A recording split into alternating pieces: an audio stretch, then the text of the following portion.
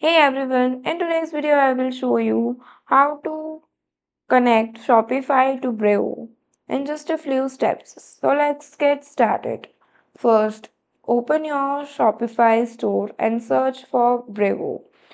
As you can see here on the top of your screen, the search bar, just search for Brevo and install the app. It acts as a bridge between your store and Brevo.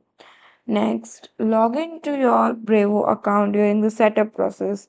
The app will guide you step by step, just follow the prompts. Once connected, it will automatically sync to your customers, products, and order, saving you tons of times. Now, enable the app and connect the app to Shopify. Head over to Shopify app again and click on apps.